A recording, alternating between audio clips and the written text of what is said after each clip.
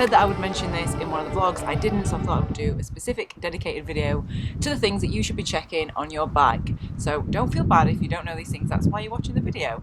But I feel like for me, I didn't know these things until something went wrong with each of them, and then I had an issue with my bike, so kind of learn to check them before the issue arises. So I want to go through a few of the things now with you. So the first thing you want to be checking are your brakes. Obviously brakes are very important. You need to make sure that they are lined up so they are on the actual rim of, if you have rim brakes. For me, I have rim brakes, that's what I'm going to be chatting about. Making sure that the rim is actually on the rim of the actual wheel. It might sound straightforward, however, this is the problem that I had. My the actual tyre shoe that kind of sits on the wheel was a little bit misaligned, so that went onto the actual tyre. Through so much use, it wore down the tyre, and then the tyre exploded because it was just basically being rubbed by the brake. So just make sure that that is in line perfectly onto your wheel, because it can sometimes get nudged a little bit or knocked, especially if you've come away on holiday and you've put your bike in a bag or a box or whatever. It can get knocked, so just make sure that that is aligned perfectly. The other thing you need to check with the brakes is obviously that the actual shoe is not worn down. So if you start hearing like a load of scraping sounds, it might be that your shoe has got dirty and you just need to kind of clean it off, or it might be just me that they've worn completely down and you need to replace them. So definitely brakes are very important, as you probably know. The other thing that I would check is tyres. So not after, I mean ideally after every ride, I don't do after every ride. Just look over your tyre, make sure there's no kind of pieces of glass stuck in there, because if there are, if you pick something up on the way home, it's a puncture waiting to happen basically. And if you're just checking over your tyres regularly, making sure that they're not getting too worn, and if there is anything like a little discrepancy that you find, it's going to mean that you save a blowout before it actually happens. Third thing that I would always check is your derailleur hanger.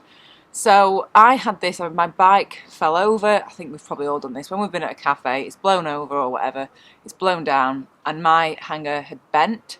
I didn't realise this until I was climbing a hill, shifted into the lowest gear, and because the actual hanger had bent, the chain, when it shifted, went over the cassette into the chain and just locked up. And it's so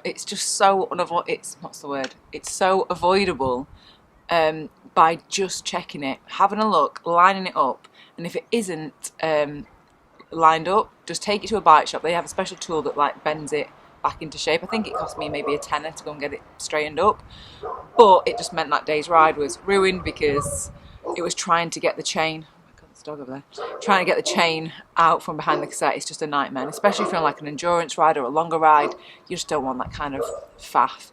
Another thing that you should be checking is your cables, and make sure they're not fraying, because when they start to fray, it means they're potentially going to snap pretty soon. So I don't check this as much as I should. So this is a little reminder for me. But yeah, just keep an eye on them, making sure that they aren't fraying.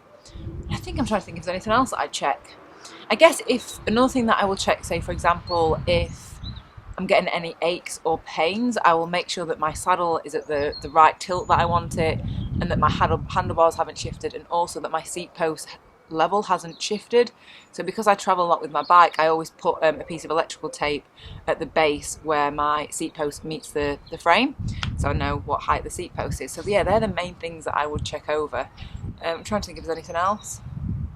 Forks, actually, just keep an eye on your forks. My bike is alloy, but my forks are carbon, and because I actually put my bike into a bag, I actually take the forks off to fit into the bag, and so I always have a quick check over, make sure they're okay, and yeah, I think that is pretty much it. Also, if you want any more tips or information just in one place, I've written an ebook about everything that I've learned in the past 5 years since I bought my first ever road bike. So yeah, that's just got literally everything, all my tips, all my tricks, and yeah, everything that I've basically learned. I've also lost 35 kilos. There's a section or a whole chapter on that, on weight loss. So yeah, maybe you'll find that interesting.